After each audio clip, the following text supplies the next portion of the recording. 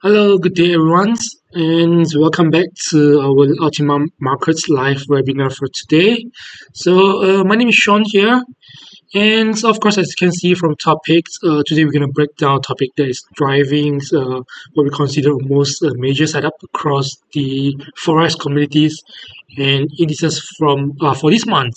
As you can see from topics, we're going to cover on the CPI to NFP, and of course, to the CPI back this week, which is on the Wednesday markets, and of course, how's the markets going to impact by the macroeconomic data that could set the August volatilities, right? So I believe if you've been trading over the past few weeks, I guess you know that the July wasn't quite a quiet month. So we are seeing quite a volatilities on the end of the July and start from the August, right? So it hasn't been a very quiet month, right? So we are seeing a very sharp trend reversals, particularly from the dollars and the gold, and we are also seeing the sudden price swing in the oil price, and of course, over the macro ends, yeah, we are also seeing the very rapid repricing in the central banks expectations, particularly. Right, so it hasn't been a very clear. So today, basically, we're going to cover back. Okay, we're gonna go back to step by step. Okay, from all the past events that impact the markets volatilities, and of course, we're going to connect the fundamental dots and talk about how recent macro shift can be used into our actionable trading patterns or any find out any technical levels on the charts so that we can trade on the good opportunities. So this is basically what we're going to cover for today. Right. So before we go deep into into the webinar for today, we're going to go through some of the topic that some of the flow that we're going to talk for today, right? So the first thing is, of course, we're going to do a recap of the July. So we're going to look at how the recent geopolitical tensions in the Middle East has impacted the oil price and how these actually the energy spike fed into the rate expectations and what could be the trigger points. What are the trigger points that triggers the July FOMC meetings that we are seeing the sharp markets unwind in the past 2 weeks, right? And of course, again, we're going to talk about the August catalyst stack. So what are the things that are going to impact the markets? What are things that are going to impact the market sentiments? So, and of course, after the NFP behind us, so what are the things that we want to focus next? Okay, I guess most of you guys know it is on the CPI. Okay, the inflation prints would be the next key economic data that we want to look at. And of course, we're going to examine the current Fed high probabilities through the CME Fed Watch. So we're going to cover on how, we're going to talk about what are the things that impact the market expectations over the Feds. So what are the markets currently pricing in for? And of course, in the end of in the last part of our webinar for today, we're going to talk about, of course, we're going to jump into the chartings. Okay, we're going to go into technical analysis. So we are going to cover what are the good opportunity that we could find, okay, through the technical analysis. All right, so this is what we want to look at. So if you guys, I guess most of you are more interested in the technical analysis, right? So of course, I'm going to go quite fast on the fundamental parts, and later on we're going to talk about more on the technical parts. All right. So if you guys have any questions, just leave me a message on the chat. So I'm going to cover as soon as I can. All right. All right. So right. So the first thing, okay, we're going to talk about the previous markets events in the July in the July. So basically, if you know about the markets, okay, if you read the market news or you update yourself with markets, we know that the first thing that happens quite significantly to the market is the escalations in the Middle East, right? So by the time, in the past, nearly a month or 2 months, right? So we have been talking about the peace talk from the US and Iran. Okay, everything is like going so well, and all of a sudden, the US take on the strikes on the Iran against, and then we are seeing the Middle East escalations, Middle East tension escalations. So by the time during July, basically the headline risks were dominated by the Middle East tensions, right? So as a result, we are seeing the crude oil rally quite rapidly on the fears of the potential supply disruptions. So when this happens, I guess you guys all know, we all know, when the energy price went up, okay, money markets or the financial market or the market participants will start instantly to think about a potential returns of the inflation pressure, right? So this is the first thing. So if the oil price stay high, okay, basically the cost will go up. Okay, I mean the transport cost, the manufacturing cost, everything's going to go up. Okay, and then it's going to bring into the inflations. Okay, it's going to apply into the inflations. So this is what make most of the central bank nervous about. Okay, whether they're going to hike or they're going to maintain the cautious stance. So this is one of the reason, and this is what we as market participants also want to be focused on. Okay, so basically the inflation's print is the catalyst, or is the reasons, or is the things that impact how the central bank is going to act next. So in the past month, okay, during July, basically the markets are aggressively priced in for a hawkish Fed, okay, to hike as soon as possible. Right, so this is the case for the past month. So basically, when the inflation price go up, okay, the energy price goes up, okay, and then markets would price in for a more hawkish Fed, and interest rate might go up. Okay, so this is the case for July. So we are seeing a very sharp move in the dollars, okay, which is when the price went north, and of course. With the year rising, the treasury year risings, with the dollar strengthens. So basically, the gold is one of the major victims. All right. So this is the case for the past month. Okay. But of course, I mean, if you look at the gold price, basically they found the technical support near the 4,000. So this is what we're going to cover on later. Right. So basically, in the July, the market are pricing in for hawkish Fed, okay, because of the energy price spike again. So now we're gonna put our focus back on the July FOMC meetings, okay? Because if you look at the data by the time, okay, before the July FOMC meetings, basically the markets are pricing in for a hawkish Fed. Okay, they are actually expecting there might be a surprise hike from the Fed in the July meetings. Okay, so that's the case.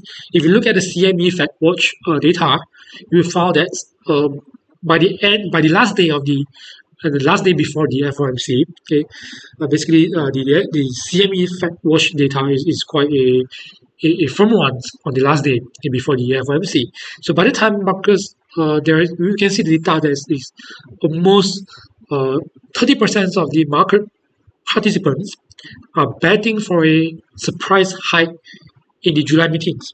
So this is what happens in the past month. Okay, so basically, the surprise hike actually built up a very hawkish bias from the Fed. So they are betting on the Fed would respond aggressively to the energy price. So we are seeing a very peak sentiment, okay, over the Fed's, the FOMC meetings, right? So this is a peak restrictive pricing. So markets are pricing in for a sudden hike in the July. But what was the actual outcomes? So after the FOMC meetings, the Feds basically held the rate steady, okay, while their tone remained hawkish, but it was nowhere near as the extreme as the market had priced in. It means that the market are expecting a more hawkish Fed, okay, then they are really hawkish. They are expecting more. Okay, but there's nothing much from the Feds. While we still consider they are hawkish, but they are not much hawkish. Excuse me. Compared to what the market has been pricing in for. Okay, so this is the cases. So as a result, we saw a classic sell the rumors, by the facts, unwinding effects, means that before the FOMC, okay, markets are buying the rumors. Okay, I mean for the case they are buying the rumors, means that they're expecting the Fed's gonna give out a surprise hike. Okay, so markets are buying the rumors, expecting that the dollar is gonna go up. But once the news come out, okay, once the FOMC decisions came out, okay, so the market sell the Fed. So this is the case. So uh, lastly, I mean, as everyone can see, the dollar index has been quickly showing a reversal over these parts. So basically, after the FOMC meetings, the entire macro baseline uh, has been altered. It has been changed. Okay, so heading into the July. So right now, heading into the August.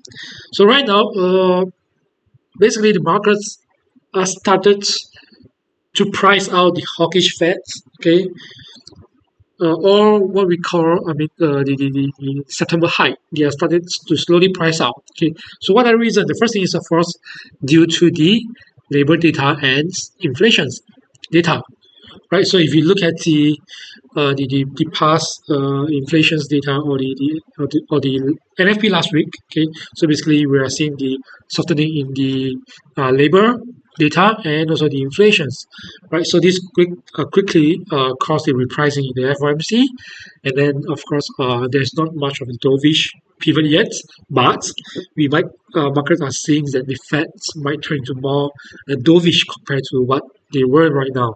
So we are seeing a very sharp turns on the dollars, on the gold, and even on the equity markets. Okay, so this is the case. So let's have a quick recap on the economic data. So as you can see over here, this is the NFP on the past weeks. So basically, the U.S. economy was unexpectedly shut 23K jobs in July 2026. So following a downward revise, okay, as you can see, this is a downward revise of the data in the past month, because previously, I mean, during the June's data, okay, the NFP was seen with added 57,000 of job, but right now the data is downwardly revised to 20,000. Okay, and also for the latest data over the July is same as well. So the market are actually expecting a 80,000 of job added, but in fact data came up with a negative 23,000. So this is the case. So and also of course the May and June's were also revised lower. I mean the May and June's NFP, the NFP on the May were also revised lower. Okay, so basically, you can see over here the labor market in the US is actually showing a downtrend, and then to this point we are seeing a negative figure over the labor markets. So this is the case. So the second thing is will be the CPI, the inflations, right? So the inflations are also seeing a below the market expectations, right? So over the June, markets are actually expecting a 3.8% of rising in the inflations, but in fact we got 3.5. And right now markets are actually consensus that it will be coming lower on 3.4, okay, on tomorrow, okay, on later, the US time, okay, later, right? It will be on it will be 3.4, correct? So basically, we might seeing another down move over the inflations. So basically, this is the case. So this comes to a conclusion or takeaway. Okay, what we would consider takeaway. Okay, so basically, the weak signal in the NFP has directly undermined the upward momentum of the CPI. Means that if the labor market slow down, okay, the spending would also be slowing down, right? So and also we can see that with the CPI in the last month slow, okay, so right now with the NFP lower, the labor market showing a weak sign. Okay, so broadly, the CPI this week, okay, the CPI on later, okay, would be expected to come in lower or as expected compared to, would be lower compared to the previous month. So this is the case. And of course, as conclusions, markets may continue uh, to switch toward the dovish pivots expectation on the Fed, right? So usually we all know that the main goal for the Fed, or the main goal of most of the central banks, are focusing on the maximum employment and also the price stability, right? And right now we are seeing the labor markets showing a slowing sign, and the CPI is also cooled down. Okay, so basically this does not give any reason for the Fed to be anywhere aggressively to go for a hike. Okay, so means that it's most likely the September decisions can be a very random. I mean, it's not random. I mean, it can be very uncertain. Okay, so as you can see, as you can see over the what we call the CME Fed Watch, right? So we can see the data right now. So basically, the markets are pricing out the September high. Okay, so as you can see over here, let's compare over here. So basically, this is the current rates right now is 3.5 to 3.75, right? So over here, over this column, we are seeing 375 to 400, which is 3.75 to 4.0%, okay, of the rate expectations. So this over this column means that the markets are actually looking for a high, and over here is more on the whole. It means that the Fed is going to help the rate unchanged. Okay, so the expectations. So right now, basically, we can see that the data is quite close. It's almost like 50-50. Okay, so it's considered a half chances of high or no high. Okay, so it means that there's still a lot of uncertainty over here right now. And of course, we are still almost like 30 days into the next meeting. Right, so of course we're still gonna see that the data are gonna change anytime. Okay, but if you compare to the past, okay, if you compare to a week ago, okay, we can see over here that the market's actually pricing aggressively for a high, and this was last Wednesday or something.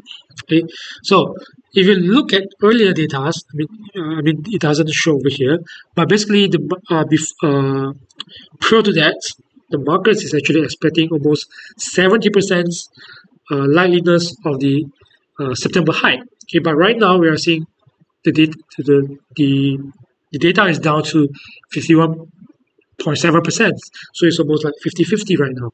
So this means that one thing, right? So this means that one thing, the market is currently slowly pricing out for any hawkish high on the September meetings. So this is the case right now.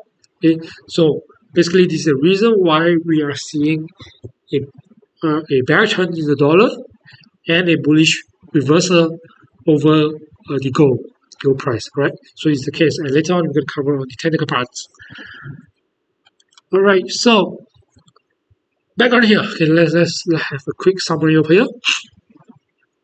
So basically, in the past months, okay, we are seeing the market was highly pricing for a hawkish Fed, okay, aggressive September high, or even a July surprise high. And then after the FOMC, okay, even the Fed maintained a hawkish stance, but lack of any aggressions or lack of any hints, okay, so the markets basically are slowly pricing out. And until the August, we are seeing the NFP slowing down, okay, and then the inflation might coming down this week. So basically, the September high has been slowly waver out, okay, slowly moving down. Okay, so this is the case. So over here, we basically could make a conclusions on the markets, okay, especially over the dollar. Okay, so this is the case that what are most likely for the dollar. Right, so the first thing we need to know that in the past 2 months, basically dollars went up. The dollars go on the uptrends is due to the aggressive price in the hawkish Fed. Okay, so market basically are expecting a high. So when the when the rates expectation went up, okay, when the rates is expected to went up, usually dollar would follow suit. Okay, so means that dollar is gonna go up. Okay, but right now we are seeing a slowdown in the NFP, slowing down in the data, and then the dovish pricing depends. So basically, the index breaks below the key structural support level, and right now it might test to a lower level right now for the dollars. Right, so this is the case. And of course, I'm not saying that the dollar is going to certainly go on a downtrend. Okay, so it's very important that we're going to look at the CPI data on tomorrow. So this is on later. Okay, so basically it means that if the CPI confirm that the inflation does slow down, okay, and we've added on the NFP slowdown, okay, basically the markets would continue on the dovish pricing. It means that the dollar could extend a bearish turn. It could extend the downtrends over here. So this is going to go up. And of course, conversely, if the CPI went higher, it can be hotter or stickier than expected. This would prompting a rapid short covering over dollar and trigger a technical rebound in the dollars. So this is the case that we want to expect on the CPI later. Alright, so now it turns into our technical outlooks. So basically, if you look at the technical setup for the US dollar, I mean, if you look at the chart patterns, you study about chart patterns, you will find that this is clearly a double top patterns from over here. Okay, this is double top over here. Okay, and the low of the double top usually means the deadline to confirm the reversal, and this form on nearly around the 100 points of the US dollar index. So with the price breakdown, okay, basically we can confirm that the US dollar index is actually on a bearish reversal. Okay, so technically, if you look at technical charts, so basically if the US dollar does not regain above the 100 point, okay, means that the US dollar doesn't go up above the 100 point, the broad outlook for the dollar would remain to the downside. So what are the things that would cause the dollar to have a sharp reversal, which is the CPI inflation. Okay, I believe the CPI inflation is what needed to prompt the bullish turns on the US dollar. Okay, so of course, if you are seeing the CPI is actually slowing down, then we can still expect there might be a leg down for the US dollar index as well. Okay, so this is the case. So basically, over the dollar pairs, over the Euro USD, right, we're also seeing a strong bullish reversal over here. Okay, this is a bullish one. So this we might consider as multiple bottoms. Okay, so this is a neckline, this is a range. We are seeing a range bound over here. Okay, and then the price breakout, retest, and then now we are seeing a bullish continuations over here. All right, so as for now, basically, if the the euro dollars able to hold above 1.15, which is over this level, okay, I would still maintain a bullish outlook on the euro. Okay, of course, we might still expecting some pullbacks over here, but basically over here, this is the major supports for the euro dollar. So I think that pullbacks over here, if we are still able to find support, the price doesn't break below, and this will be a good place for us to position for a bullish continuations over here, right? So this is the euro pair, right? And for pound, yeah, it's a resistance over here, and support over here. We are seeing a bullish crossover over the multiple moving average. So on the near terms, I will still maintaining a bullish outlook on the pound dollar, but be cautious of the resistance over here. It's still a very strong resistance. And if you look at the bigger picture, the pound dollar is actually still on a range bound, a broad range bound, right? So basically, it's not easy to trade on the pound trends right now, okay, unless you go for a short term swing. But right now we are nearing with the resistance, so I will temporarily avoid any buy for now. Okay, for the pair, even those are more on dollar bearish. Okay, and more bearish on the dollar. So I would prefer on the euro dollars or the pair like AUD, Aussie dollar. Okay, Aussie dollar would be the other ones. So yeah, we are seeing another bullish reversal and continuations over here. So basically above 0.7, we are still going for a long. We call for a long. Then unless then is a resistance here, right? So this is the case for the dollar pairs. And let's see what else. Okay, let's look at the gold. Yeah, okay, let's talk about gold first.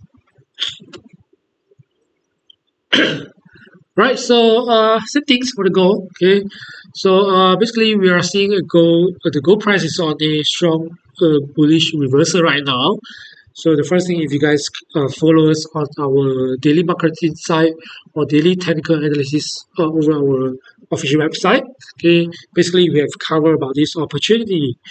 So right now, the falling real rates can means that the following year, okay, falling treasury years, and the weak dollar are the core driver for the gold reversal. Okay, and then we expect the momentum to continue. Okay, unless we are seeing a strong repricing over the aggressive September high against.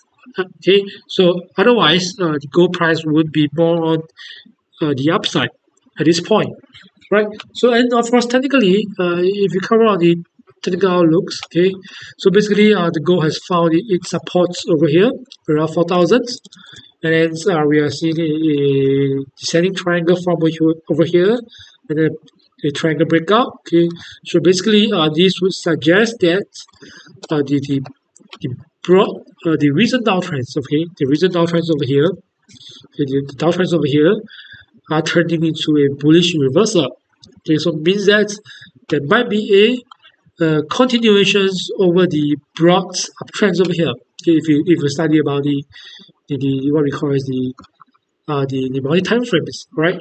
So usually the end of the short term downtrend would suggest a potential of the continuations of the broad uptrends over here. So this is the case, okay, but of course this is still for the early stage. So if you look at the 4-hour charts, okay, this is downtrend from over here, and we found bottom, okay, consolidations and breakout. So right now there's a potential of a bullish reversal for gold price. And right now we are seeing a strong move over here, a strong wave up. Okay, so right now the price near 4,004. So we might need to be cautious on any technical pullbacks over here. So this is something that we want to be cautious of. So if there is a technical pullbacks, we want to look for long opportunities near 4,002 to 4,250. So this level, this support level that we want to look at. So basically, if gold price pullbacks over here, it will be still a good place for long positions. All right, and of course, I'm not saying that the gold is definitely going to go up. You still need to put a stop loss if, let's say, the price breaks below, and if the price breaks below 4,002, basically this would suggest that the gold might back into a consolidation over here. Okay, so by the time we need to cut loss and we need to we need to reanalyze again on the gold price, right? So for the case right now, okay, we remains bullish on the gold price, okay, because of the falling rates, falling yield, and the weak dollar. Okay, and expect the momentum to continue. Okay, as long as the markets are pricing out on the high, right? So this is the gold case. So yeah, so basically we just wait on pullbacks. And if the pullback is able to hold over here, so this would technically suggest that the gold is still on the uptrends. Okay, so the breakout retest. So this is basically how we analyze the technical picture of the pair. All right, so this is the gold case. So basically, these are all things that we want to cover. And for the oil price, of course, we're gonna cover a little bit on the oil. So for oil price, actually we covered this on previous day. Okay, so basically the current Middle East tensions has continued to put in on the risk premium on the gold price. On the oil price.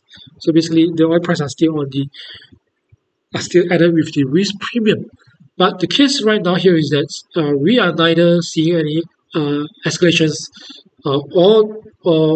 escalations in the Middle East or any peace talk in the Middle East. So basically, the markets are stuck between a stalemate. It's like the stalemate. So with the risk premium are still in, but are not on the frenzy level. Okay, are not on the frenzy level. So basically, I believe that the oil price may not undergo another period of a strong frenzy rally or parabolic rally like what we see in the past few months, right? So, and this would be formed as a major resistance for the oil price. So I believe that the oil price are most likely to remain range bound on the broad range, okay, on the broad range. So this is where we want to keep focus on the technical tradings, okay, which is focused on the range bound tradings. So once it comes to the high side, you may want to consider for a short, and then once it's pulled back, you want to consider for a long. So basically, we would want to trade on the range bound at this level. So it's same for the US oil, which is the WTI, same as well. Yeah, as you can see, this is the major price action area, and this will be the major resistance level. So anything's up here faced with the heavy resistance. So we are still expecting a range bound over here for the oil price. All right. So this is the case for the August, and of course, as you can see, there are still another 2-3 weeks into the September. Means that we are still have 3 more weeks on the August. So again, I believe that markets are still prone to any sudden shift in the market sentiments.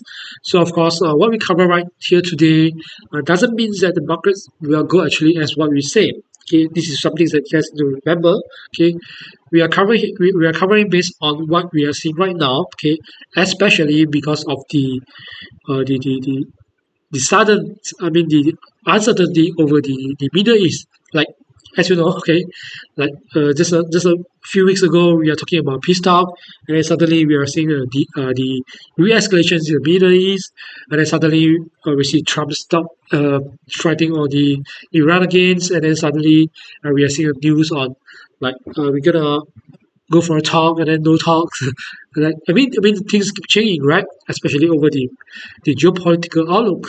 So we still remain quite uncertainty ones. But at this point, okay, we are expecting the inflation to come down on later on the CPI data later.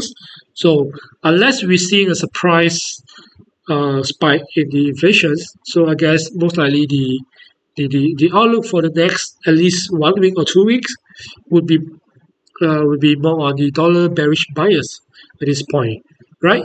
So this is basically what we're going to cover on today. All right, so I guess that's all for our parts. For my part right now. Excuse me. So if you guys still have any question, you guys can just leave me a message over the chat, over the chat box. So just let me know if you have any questions. I will try to answer to it, whether through the text writing or something. Right. So just leave me a message. A message or questions. So if there is no more questions, so I guess it will be end for our live webinar for today. So thank you everyone, and good luck with the tradings for today. Right, thank you. Bye bye.